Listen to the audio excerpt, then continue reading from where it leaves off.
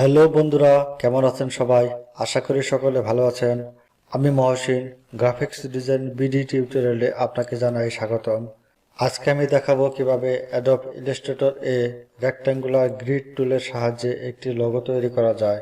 তো বন্ধুরা, আপনি যদি আমার চ্যানেলে নতুন হয়ে থাকেন তাহলে চ্যানেলে সাবস্ক্রাইব করে রাখবেন এবং পাশে থাকা বেল আইকনে ক্লিক করে রাখবেন যাতে আপনি আমার নতুন নতুন টিউটোরিয়াল পেয়ে যান সবার আগে। তো বন্ধুরা, যাওয়া যাক মূল টিউটোরিয়ালে। প্রথমে টুলবার অপশন থেকে রেক্ট্যাঙ্গুলার গ্রিড টুল সিলেক্ট করব। মাউস ড্র্যাগ করে শিফট বাটন হোল্ড রেখে একটি রেক্ট্যাঙ্গুলার গ্রিড ড্র করব। এর স্ট্রোক সাইজ 1 পিটি করব। শেপ বোল্ডার টুল নেব। অল্ট বাটন হোল্ড রেখে এখান থেকে 1 2 3 4 এই 4টি পরে 3টির উপর মাউস ড্র্যাগ করে ডিলিট করব। এভাবে চারপাশে পয়েন্ট ডিলিট করতে হবে।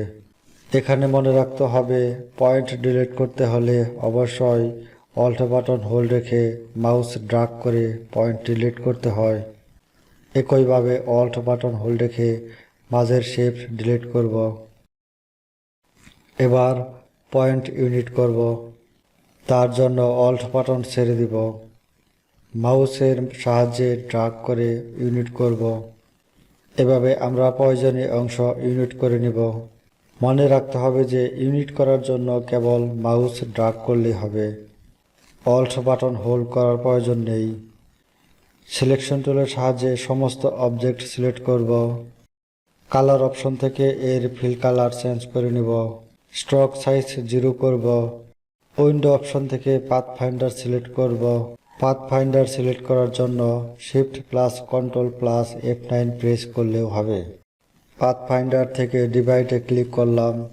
অবজেক্টের উপর মাউসের রাইট বাটন ক্লিক করে অবজেক্ট আনগ্রুপ করব।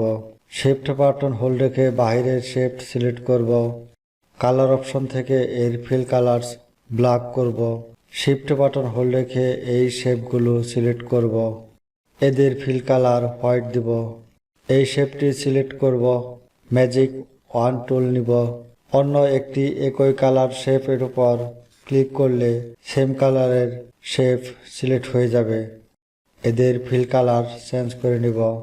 এভাবে আমরা সহজেই রেক্ট্যাঙ্গুলার গ্রিড টুলের সাহায্যে একটি লোগো ক্রিয়েট করে নিতে পারি।